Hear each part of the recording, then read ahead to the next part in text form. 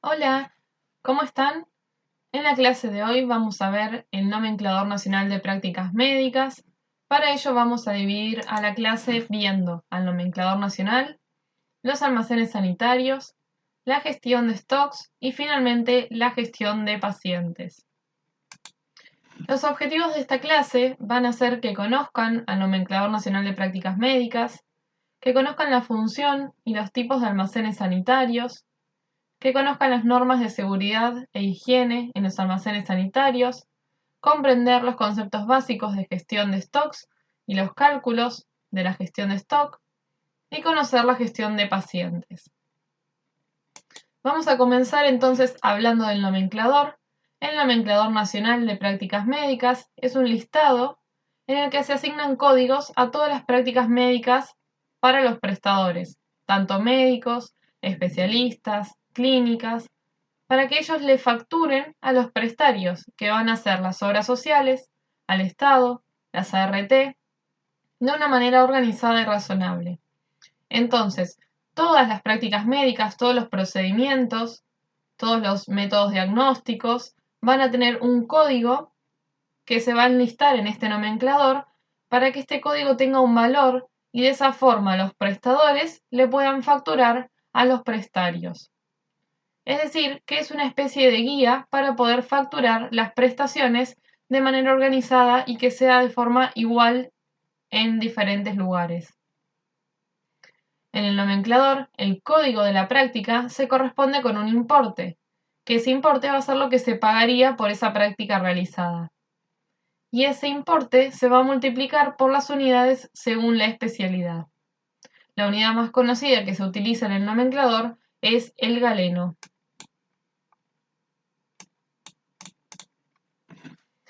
Hay un montón de nomencladores diferentes y los más importantes van a ser el nomenclador modulado de hospitales públicos de gestión descentralizada, que es el que utilizan los hospitales nacionales. También tenemos el nomenclador de hospitales del Gobierno de la Ciudad de Buenos Aires. Tenemos el nomenclador de hospitales SAMO, que van a estar utilizados por los hospitales de provincia de Buenos Aires. Tenemos el nomenclador de la Asociación de Anestesia, Analgesia y Reanimación de Buenos Aires, el nomenclador de Asociación Argentina de Cirugía y el nomenclador nacional del Consejo Argentino de Oftalmología. Cada uno de estos nomencladores, correspondiéndose ya sea al tipo de hospitales, como dijimos, nacionales, provinciales o del Gobierno de la Ciudad de Buenos Aires, o algunos que son especiales para ciertas especialidades como cirugía, oftalmología, anestesiología, van a contener el listado de todas las prácticas médicas que se puedan desarrollar correspondiéndose a un importe. También vamos a tener el programa médico obligatorio, el PMO, que es el conjunto de servicios que están obligadas a cubrir las obras sociales y las empresas de medicina prepaga de acuerdo a la ley 24.754. Todas las prácticas que figuren en el PMO, en este programa médico obligatorio, van a estar también nomencladas en el nomenclador nacional. Además, los beneficiarios de las obras sociales y de las prepagas van a tener garantizados a través del PMO un conjunto de prestaciones mínimas esenciales, que son las que todas las obras sociales y prepagas deben dar como mínimo a sus beneficiarios. De esta manera, las empresas no pueden negarse a cubrir ninguno de todos los servicios que se incluyen en el PMO.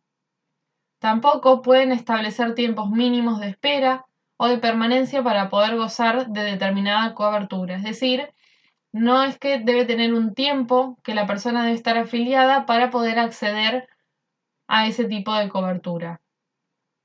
Además, tampoco pueden exigir cargos adicionales que no estén establecidos dentro del programa. Tampoco se permite limitar el ingreso de personas por su edad o por alguna enfermedad preexistente. Hay personas que tienen una enfermedad crónica o enfermedades que tienen tratamientos más costosos y las obras sociales no pueden denegarse bajo este programa a poder afiliarlos por esos motivos. Es bueno entonces que los afiliados conozcan las obligaciones de las obras sociales y de las prepagas para poder ejercer plenamente su derecho a la salud. Y acá vemos un ejemplo del nomenclador nacional, ¿sí? Para que comprendan cómo están puestos los códigos. Acá estamos hablando del primer apartado, ¿sí? Neurocirugía de media y alta complejidad. Estamos hablando del módulo 20.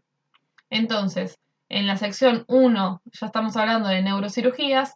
1.1 van a ser las cirugías craneales, porque dentro de neurocirugía pueden haber otro tipo de cirugías. Entonces, en primera instancia hablamos de las craneales.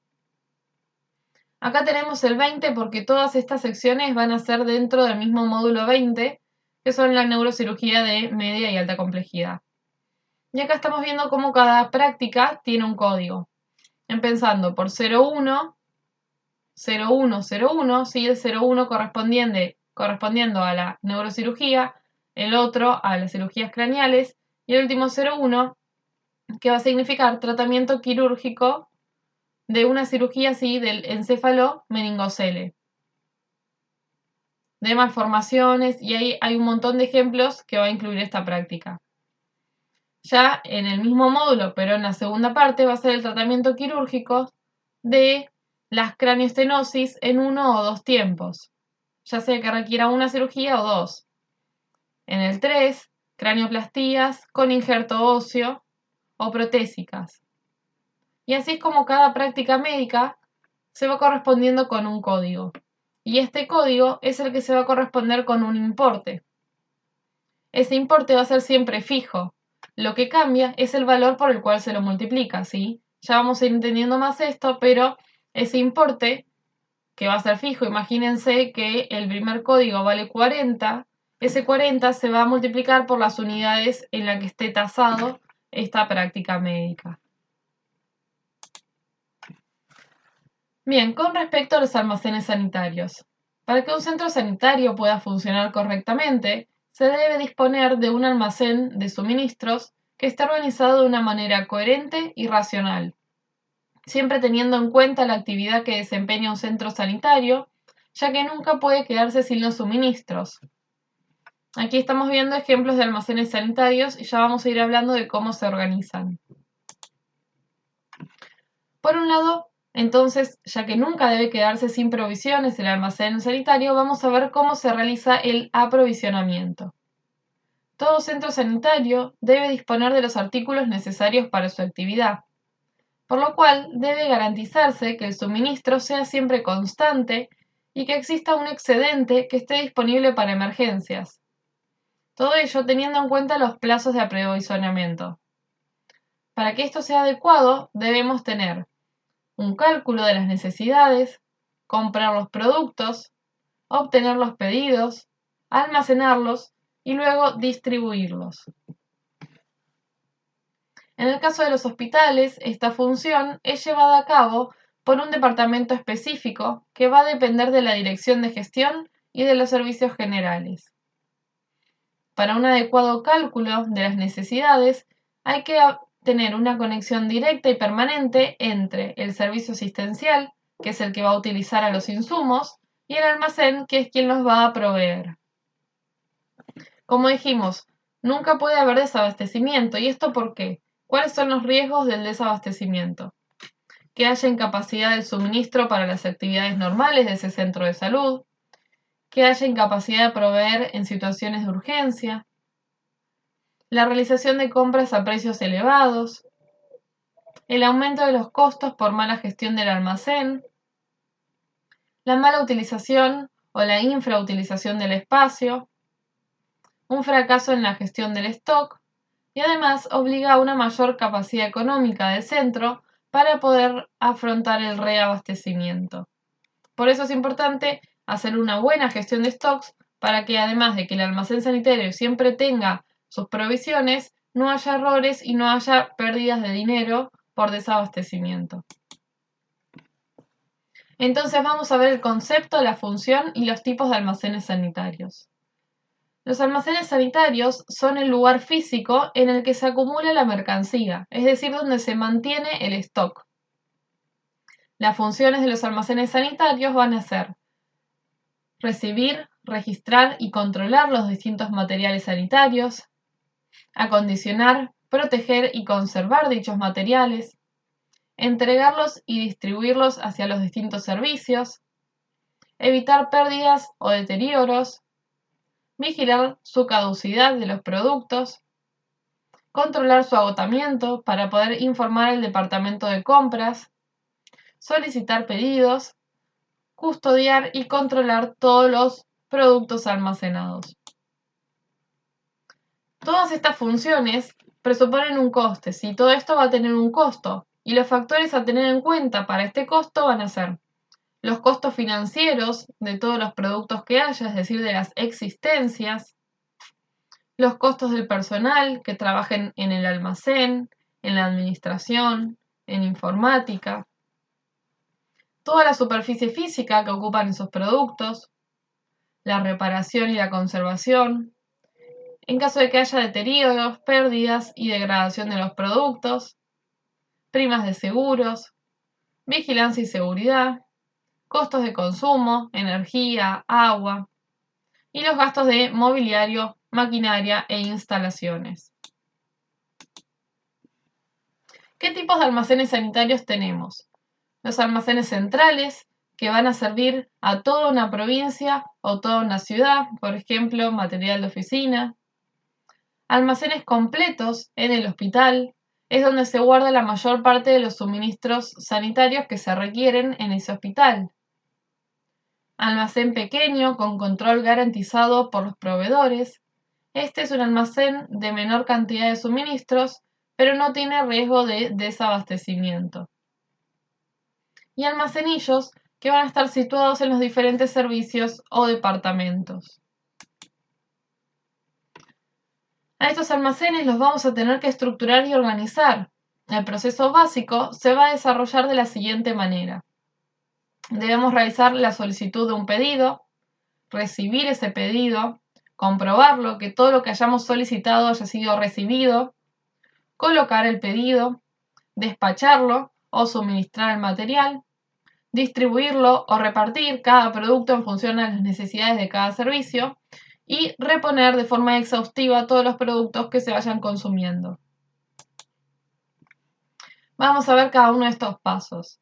La recepción de materiales consiste en la aceptación del material que haya sido previamente solicitado por parte del personal del almacén. Normalmente en la puerta de entrada del mismo, en la puerta de entrada del almacén. La firma de la persona que recepciona va a ser la aceptación y la conformidad del pedido, por lo cual es quien lo debe controlar. Y acá vemos productos del almacén sanitario. Colocación de productos. Esto debe estructurarse en función de las características del almacén, el espacio físico disponible y el orden del almacenaje previamente establecido. Vamos a tener estanterías, que estas suelen ser metálicas, sobre todo si se almacenan materiales inflamables, y se van a colocar en paralelo o en forma zigzag. Vamos a tener transelevadores que permiten colocar la carga en estanterías y poder ir transportándola por el almacén. También tenemos cajas de plástico apilables. En estas cajas se van a colocar todos los productos a granel que vengan sin envase, cajas metálicas y estivados específicos, como los materiales de forma esférica o cilíndrica que se van a sujetar por un sistema apropiado para que estos no se caigan. Y acá vemos en la imagen principalmente cómo se ordena, con cajas plásticas, cajas metálicas. Estos son los transelevadores que permiten guardar en el almacén y además movilizarse y transportar materiales de un lugar a otro.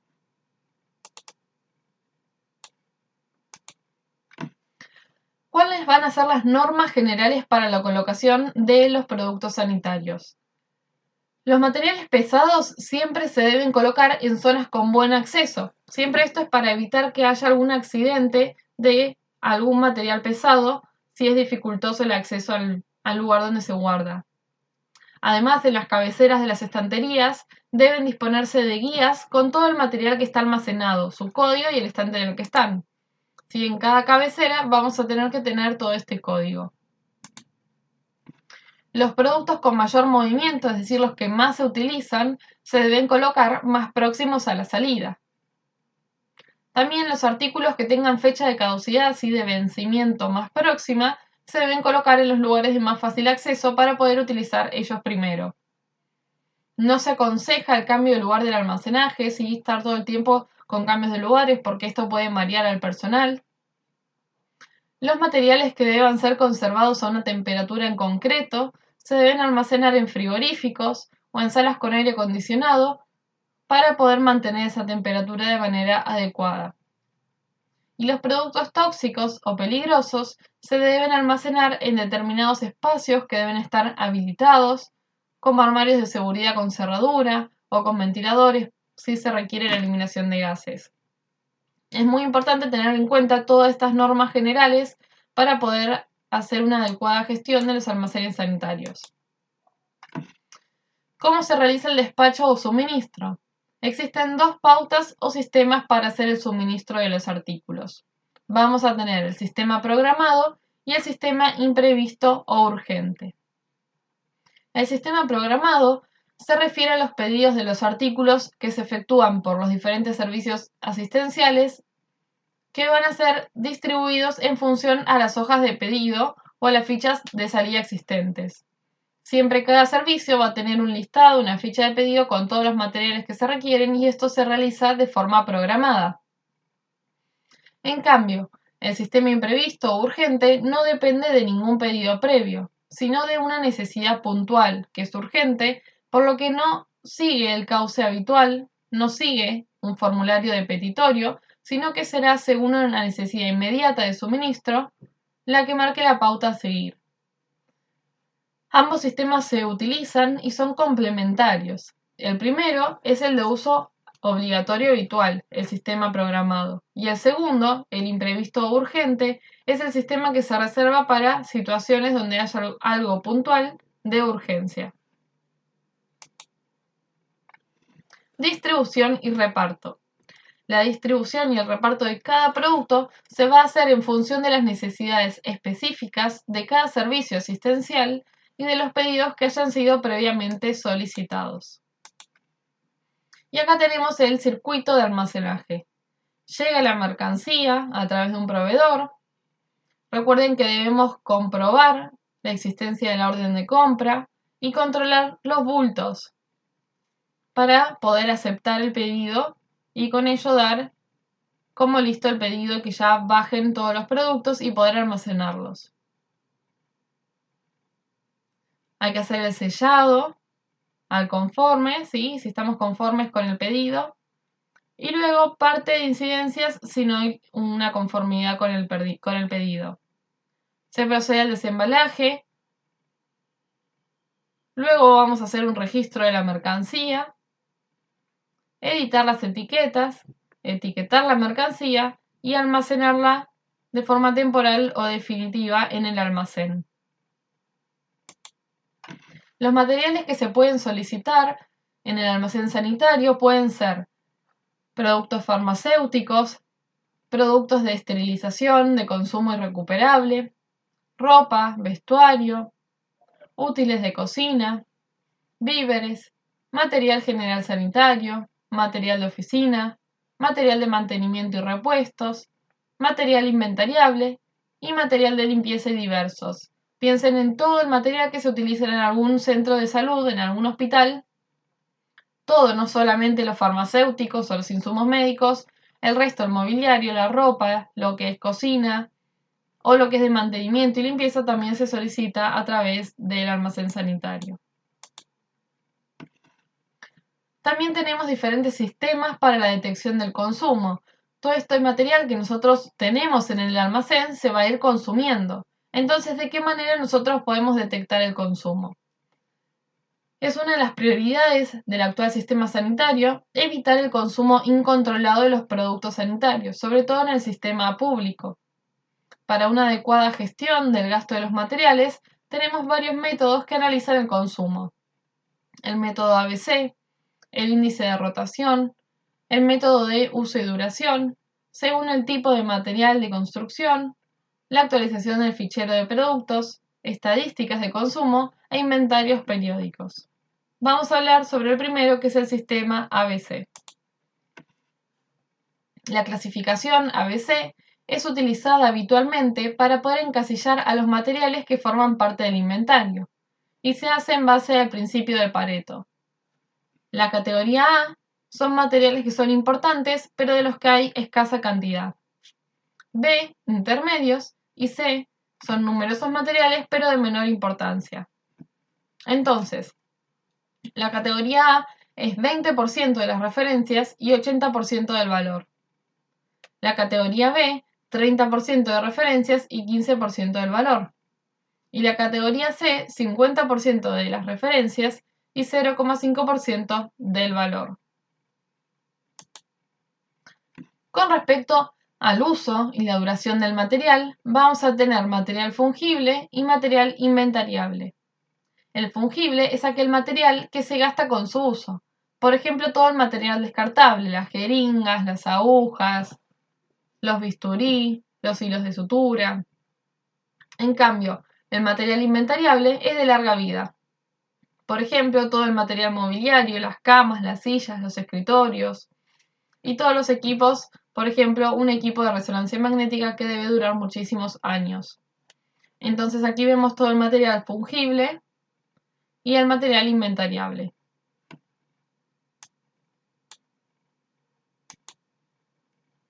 Y aquí es como vemos una forma de almacenar.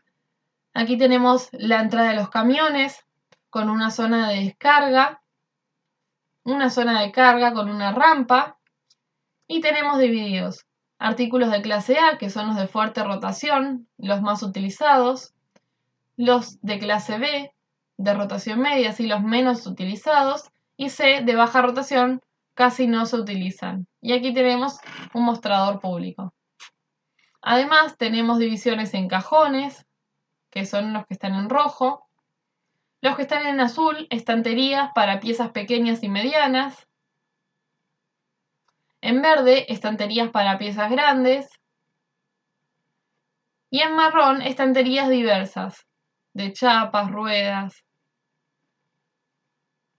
Cada almacén va a tener su distribución, pero tienen que seguir siempre todas las normas que vimos anteriormente. Catálogo y ficha de artículos sanitarios. El catálogo es la relación de todos los artículos sanitarios homologados. La elaboración de este catálogo depende de la comisión de las adquisiciones. En el catálogo se van a definir todos los artículos que sean susceptibles para poder ser utilizados en el hospital. Y cada uno de estos artículos que pueda ser utilizado en el hospital va a tener una clave o un código que va a indicar un grupo, un subgrupo y una familia con una ficha que lo describe y los servicios autorizados para su utilización. De esta forma es como el almacén va a poder solicitar según este catálogo qué es lo que se necesita. Vamos a hablar entonces un poquito más sobre las normas e higiene, las normas de seguridad en los almacenes sanitarios que son muy importantes para tener en cuenta. Por un lado, los almacenes sanitarios son un edificio que deben estar con una sola planta, no deben tener varios pisos, y además de ser una sola planta, deben disponer de al menos de 2 puertas. Si tiene más, mejor. Las zonas de paso y las salidas, en especial las salidas de emergencia, siempre deben estar libres de obstáculos.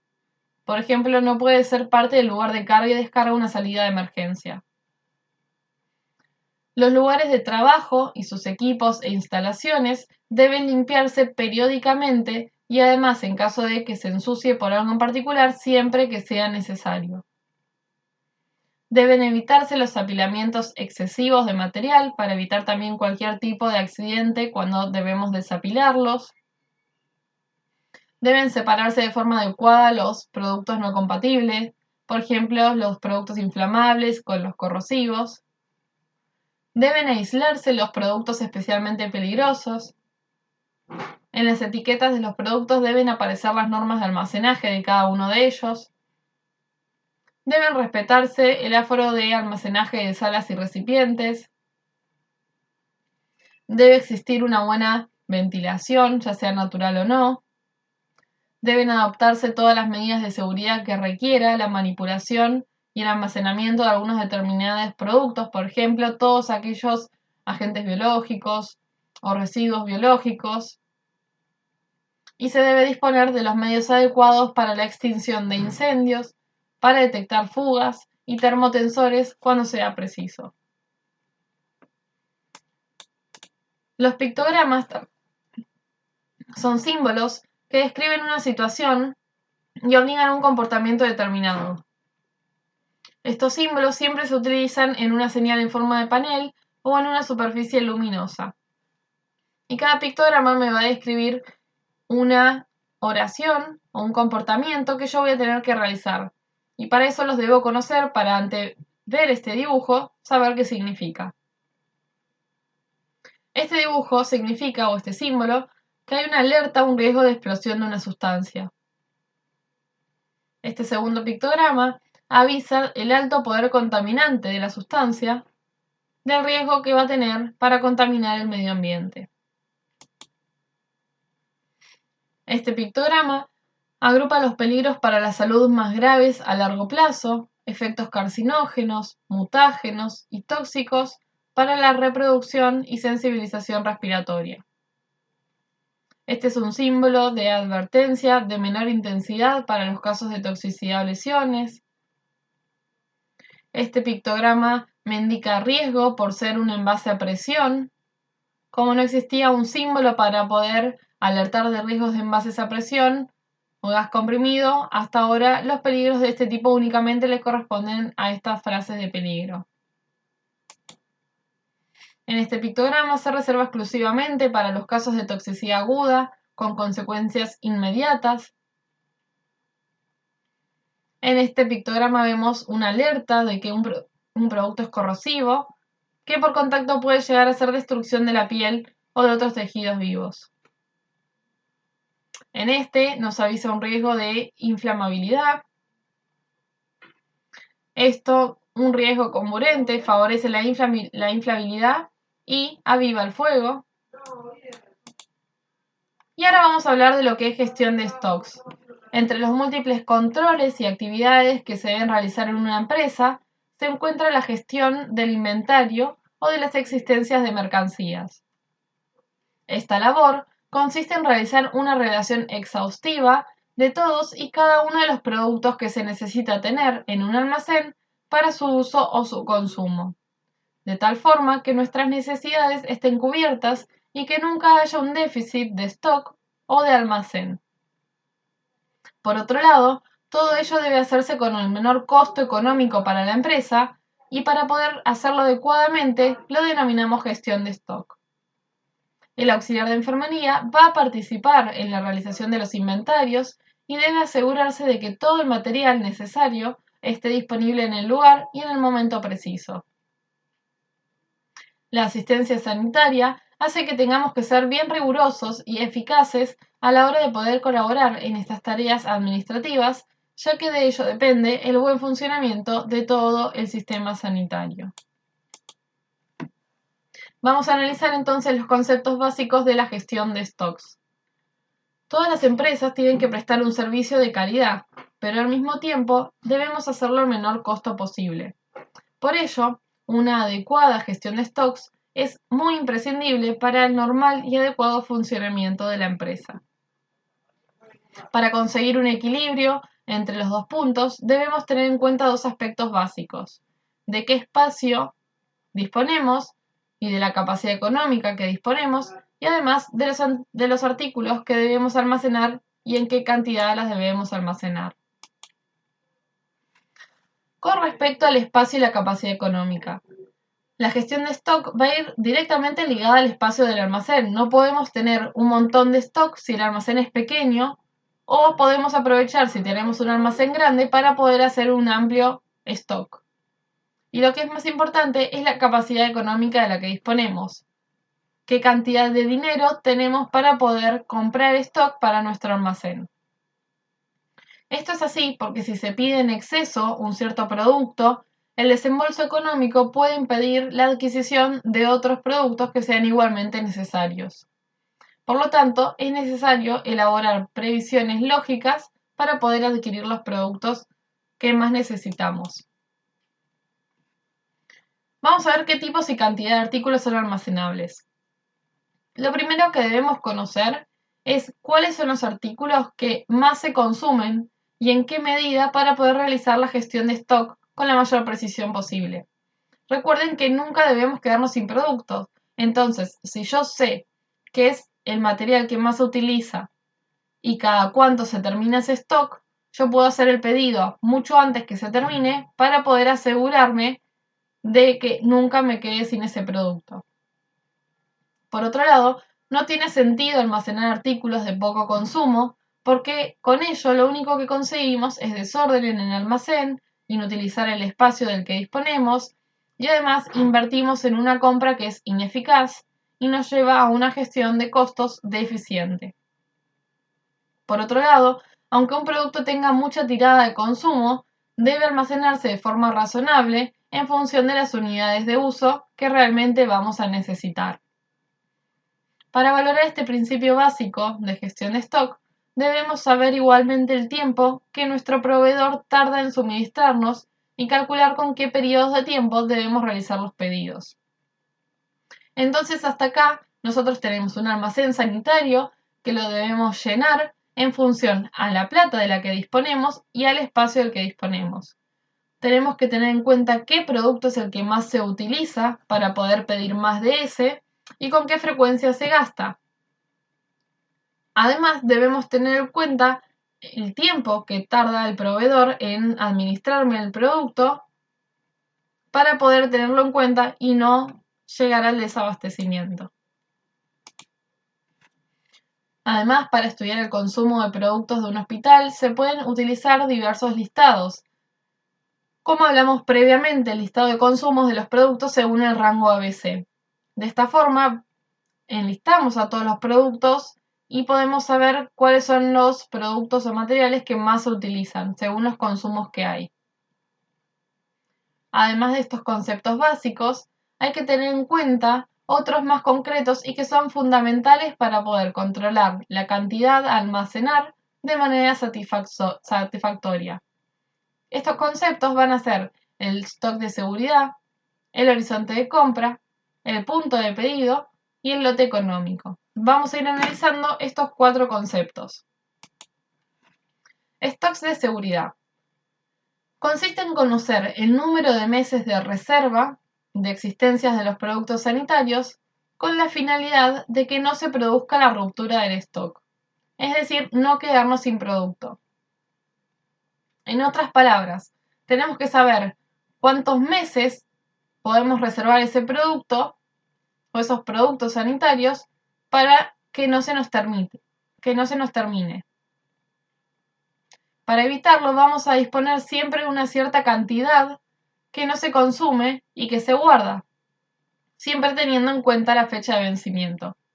Entonces, por lo general, es conveniente almacenar una cantidad de reserva equivalente a un 30% más de las unidades que sabemos que se consumen. Por ejemplo, si yo sé que en el hospital se consumen 100 jeringas por mes, yo debo contar con un 30% más para asegurarme que no me quede sin stock, es decir, debería tener 130 jeringas. Este porcentaje es únicamente orientativo. La gestión de stock se va a analizar el porcentaje necesario para cada artículo, ponderando las unidades que se consumen en un periodo y el periodo de entrega de mercancía, pero es un aproximado.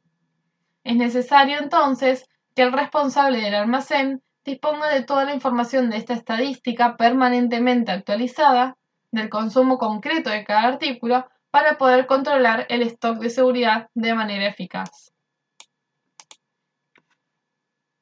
Entonces, el stock de seguridad es el número de meses de reserva de existencias y equivale a un 30% de las unidades que se consumen. Hay que considerar siempre la fecha de vencimiento de los productos y el periodo de entrega del producto por el distribuidor. Por ejemplo, si suponemos que de un determinado producto, por ejemplo de jeringas dijimos, se consumen 400 unidades al mes y tenemos un mes de seguridad del 30% y un mes de periodo de entrega, siempre habrá que disponer en el almacén de 520 unidades.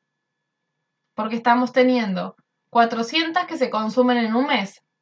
Además, en un mes le agregamos el 30% y un mes que tardan en entregarnos el periodo. Esa cuenta nos va a dar 520 unidades. En caso que el periodo de entrega fuera de 2 meses, deberíamos almacenar las 800 unidades que vamos a consumir más el porcentaje de reserva, que equivale a 240 unidades más. En total, 1040. Esto lo repetimos. Nosotros sabemos que utilizamos 400 unidades en un mes. Si el proveedor tarda 2 meses en proveerlo, yo tengo que tener 400 para un mes y 400 para otro mes. Pero además debo tener el 30% de cada mes extra para contar con un stock de seguridad, que son 240 unidades más. En total, 1040. Horizonte de compra. Es el número de meses que se cree que debe transcurrir entre una compra y otra. Para ello debemos conocer la capacidad del almacén, si el espacio, el volumen que ocupa el producto y las tendencias alcistas o bajistas del precio del artículo. Si se trata de un producto que ocupa mucho espacio y nuestro almacén es pequeño, estamos obligados a realizar pedidos pequeños y más frecuentes. En cambio, si disponemos de un almacén con mucho espacio para poder almacenar productos, el horizonte de compra va a depender del consumo conocido de esas unidades, de la reserva necesaria y del precio y sus oscilaciones en el mercado. Cuando el precio se eleva, la compra debe reducirse al mínimo indispensable, mientras que cuando el precio está bajo debemos hacer una mayor compra para poder abaratar los costos globales. Entonces, el horizonte de compra va a ser el número de meses que deben pasar entre una compra y otra. Debemos tener en cuenta la capacidad del almacén de almacenar el producto y los precios. Por ejemplo, si consumimos 200 unidades mensuales de algodón y compramos cada 2 meses, el horizonte de compra es 2 meses, debiendo ser un acopio de 400 unidades. Es decir, si el horizonte de compra es 2 meses, yo compro cada 2 meses y sé que utilizo 200 unidades en cada mes, debo hacer 200 por 2 y eso me da que debo comprar 400 unidades en el próximo pedido. Punto de pedido. Es la demanda durante el periodo de aprovisionamiento más el stock de seguridad. Se trata de calcular cuál ha de ser el nuevo pedido de cada artículo teniendo en cuenta los parámetros ya vistos. Entre ellos se destaca el número de unidades de consumo y la reserva necesaria de cada producto. Entonces, punto de pedido es el cálculo del nuevo pedido. Tenemos que conocer las unidades que se consumen y la reserva necesaria de cada producto. Por ejemplo, en una consulta médica, el consumo de vendas elásticas es de 300 unidades por mes. El stock de seguridad es de 90. Si el stock de seguridad, recuerden que era ese 30% más. Sabiendo que el pedido tarda un mes en ser suministrado, el punto de pedido va a ser 90, que es el 30%, más 300, que es la cantidad que yo necesito, por 1, que va a ser el punto de pedido, el mes en el que yo voy a tener el suministro de esos materiales, dándome 390. Y el cuarto concepto era el lote económico. El lote económico es el costo mínimo de realización de cada pedido. Para su cálculo hay que valorar el costo del envío, del almacenamiento también. El costo del envío es el importe que le debemos abonar a la agencia de transporte por el servicio de suministro que necesitamos. De forma general, este costo parte de un mínimo que siempre tendremos que afrontar, sea cual sea el número de unidades. Por ejemplo, yo solicito 300 unidades de algodón, debo pagar las 300 unidades de algodón más el envío. De tal forma, debemos solicitar un pedido para que el número de unidades solicitadas nunca sea inferior al costo mínimo de envío. Esto es como cualquier compra que ustedes realicen. Ustedes quieren comprar una remera que sale 300 pesos y el envío les sale 400, el envío les está saliendo más caro que la remera. En cambio, si ustedes ven que un mismo lugar vende varias cosas que les gustan, una remera y un pantalón, y el envío sale 300, aprovechan ese envío para pedir varias unidades. Entonces nunca el envío debe ser mayor, el costo del envío nunca debe ser mayor al de la compra. Entonces el lote económico es el costo mínimo de la realización del pedido, incluyendo los envíos. Hay que valorar, como dijimos, el costo del envío y del almacenamiento. Por ejemplo, una consulta utiliza mensualmente 50 envases para el análisis de orina. Cada envase de orina cuesta 50 centavos y tardan en servirlo 10 días. El costo del envío más el seguro de transporte sube una cantidad mínima de 45 pesos, costo que aumenta a 60 por un pedido superior a 300. Es decir, si yo compro menos de 300 pesos, me sale 45 el envío. Si yo compro más de 300 pesos, me sale 60.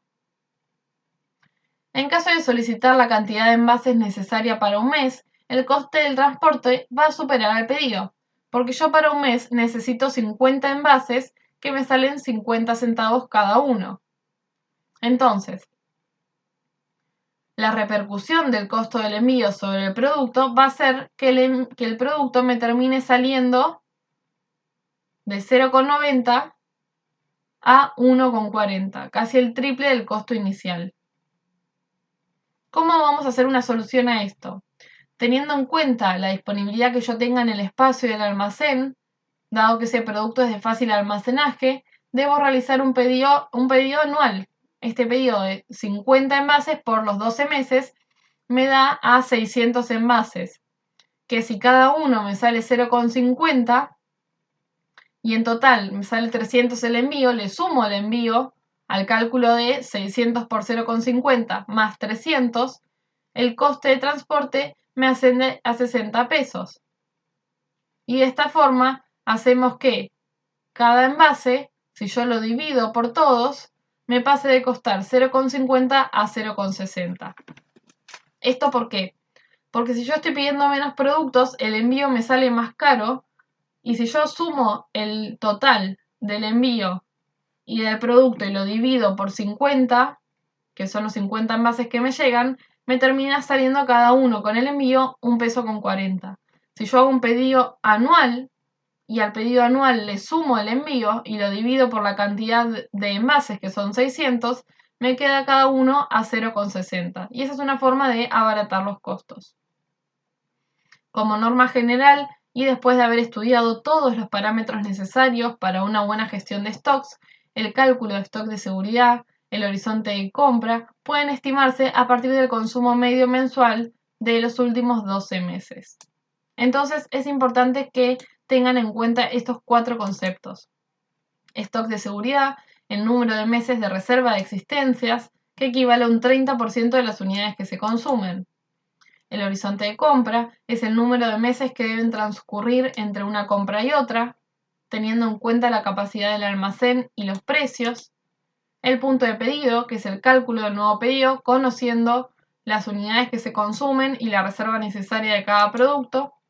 Y el lote económico, que es el costo mínimo de la realización del pedido, valorando el costo del envío y del almacenamiento. Método de valoración de existencias. Todos los artículos que formen parte de las existencias del almacén de una empresa se van a valorar según el plan contable, al precio que se adquieren o al precio de producción.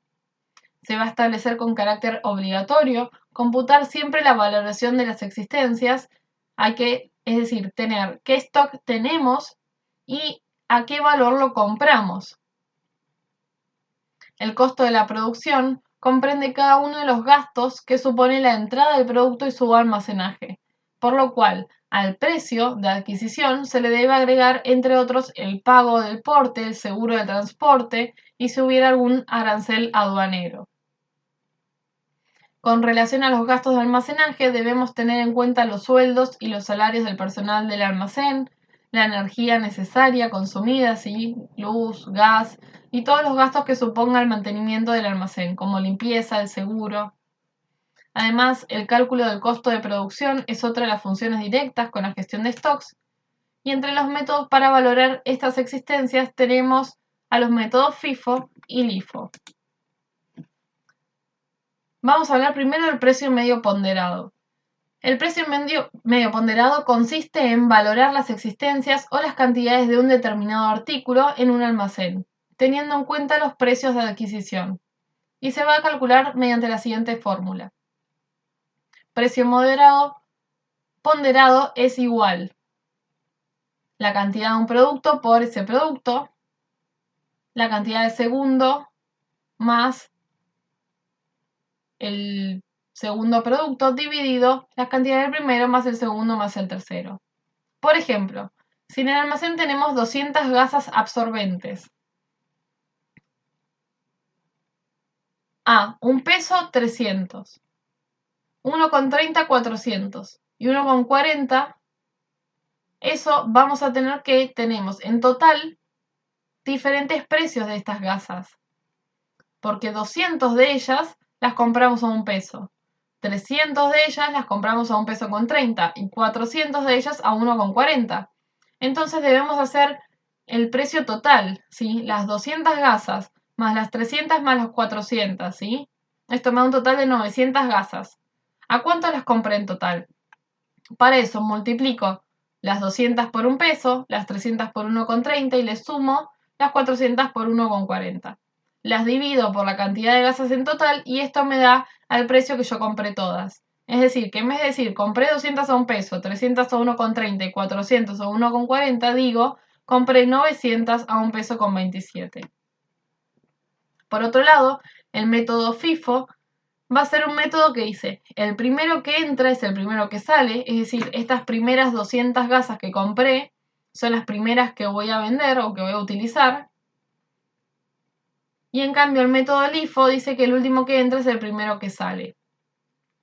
Es decir, estas 400 que compré últimas son las primeras que voy a utilizar. ¿Esto por qué?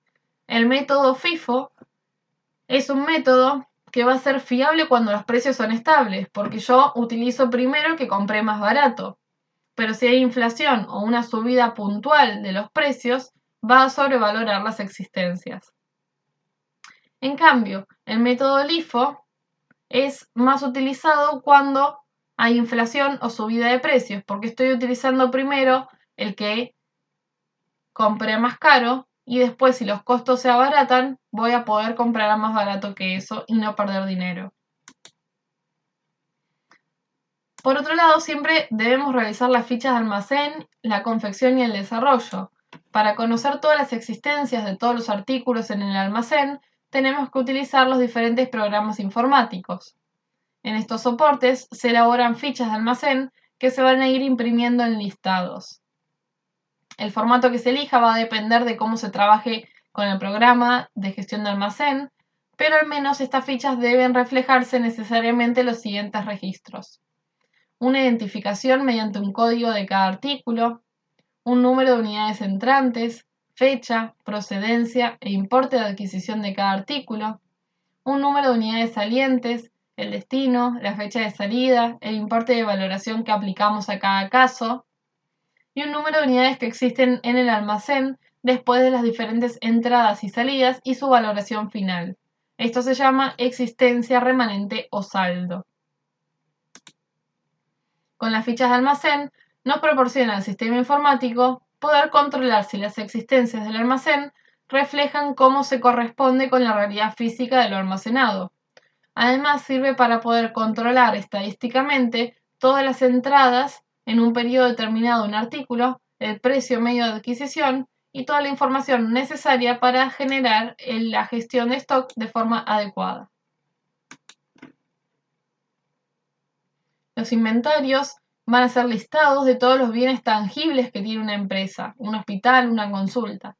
Estos bienes también deben ser sometidos a algún tipo de clasificación que nos permita encontrarlos y valorarlos de forma rápida y eficaz. Los objetivos del inventario van a ser controlar las salidas y los ingresos de las mercancías existentes, estimar los gastos o ganancias obtenidos, controlar todo lo relacionado con los productos como la satisfacción en la demanda, el mantenimiento adecuado del nivel de stock. Los materiales sanitarios se van a agrupar atendiendo las características físicas, según el punto de vista de su utilidad o respecto al producto del que forman parte. Siguiendo el ejemplo de la ficha de almacén, los distintos artículos de un almacén van a tener cada uno un código para poder almacenarlo y realizar el inventario. Estos códigos que le vamos a poner a cada uno de los artículos pueden ser alfabéticos, mnemotécnicos, alfanuméricos o decimales. Dependiendo qué tipo de sistema se utilice en cada almacén, es el que se va a elegir. Y para poder inventariar, es decir, realizar un inventario, es necesario siempre ser sistemático, ordenado, aunque siempre pueden presentarse alguna contingencia. Hay diferentes formas para realizar un inventario, pero siempre es adecuado ordenar racionalmente los artículos, describir los artículos con sus características físicas y de mercado, elegir las unidades de medida empleadas, kilogramo, litro, metro, evitar duplicidades en el recuento, limpiar previamente el almacén, retirando los envases vacíos, rellenando los que están a medias, contar y buscar pacientemente los materiales y anotar todo lo necesario. Las contingencias que se pueden realizar ante un inventario van a ser las roturas, todas las pérdidas o robos, o mermas o caducidad de los artículos. Los inventarios suelen realizarse en épocas de menor actividad y en las de cierre del ejercicio contable, aunque es más aconsejable y que suele hacerse en almacenes más pequeños, es un método cíclico, que consiste en verificarlo cada poco tiempo, cada una semana o cada un mes. Actualmente todo esto se realiza a través de programas en computadora. Y el último tema de la clase es la gestión de pacientes. Esto se va a realizar cuando un paciente ingresa para realizar una consulta. Para ello el paciente se contacta con admisión. Admisión es una unidad que facilita el acceso del usuario a la asistencia sanitaria especializada en un régimen ambulatorio de hospitalización o de urgencias. Vamos a tener la atención ambulatoria, que van a ser las consultas externas. Aquí se regula y programa el acceso a la atención especializada ambulatoria, incluyendo la gestión del paciente en las consultas externas, hospital de día o procedimientos diagnóstico-terapéuticos que requieran programación. Las funciones van a ser gestionar la cita médica para la consulta, coordinar los diferentes lugares a los que debe acceder el paciente citado y abrirla de forma administrativa la agenda. Luego tenemos la admisión a hospitalización. Es una unidad que regula los ingresos, traslados y altas del área de hospitalización y va a tener las funciones de realizar la recepción de solicitudes y programación de los ingresos, gestiona y asigna las camas para la ubicación definitiva y se recogen todos los datos necesarios para el ingreso y se entrega la documentación informativa para el ingreso. Tenemos la admisión de urgencias, que es la unidad de apoyo organizativo e informativo a la demanda de atención de servicios de urgencias hospitalarias y generalmente las guardias, y va a tener como función, como primer punto, dar y recibir la información de atención a usuarios a través del sistema de urgencias, gestionar el transporte sanitario como las ambulancias y entregar la documentación informativa. Por otro lado, la gestión de la demanda es el sector que se encarga de los pacientes que fueron egresados. Está formado principalmente por la unidad de traslados, que es la unidad que realiza con otras instituciones sanitarias el trámite y la autorización de peticiones de traslados a un centro u otro sanitario, y las secretarías asistenciales, que va a ser la unidad que realiza las tareas administrativas relacionadas a los pacientes que ingresan. Y finalmente tenemos la documentación clínica, que es la unidad que gestiona la historia clínica, con la función de identificar, diseñar y mantener de forma actualizada el formato de la historia clínica, controlar la calidad de la historia clínica, el tratamiento de la información clínica y la accesibilidad a la historia clínica. Con todo esto entonces vimos el Nomenclador Nacional de Prácticas Médicas, los almacenes sanitarios, la gestión de stock y la gestión de pacientes. Recuerden que debemos conocer el nomenclador, que está formado por un listado de todas las prácticas médicas con el fin de poder hacer la facturación de un prestador a un prestario. Conocer las funciones y los tipos de almacenes sanitarios. Es muy importante que sepan las normas de seguridad y de higiene en estos almacenes. También muy importante que conozcan los conceptos básicos de gestión de stock, los que ya vimos. Stock de seguridad, el horizonte de compra, el punto de pedido, el lote económico y cómo poder calcular a ellos. Y finalmente, conocer la gestión de pacientes, que puede ser admisión a consulta externa, a urgencias o hospitalización. Cualquier consulta estoy a su disposición. Muchas gracias.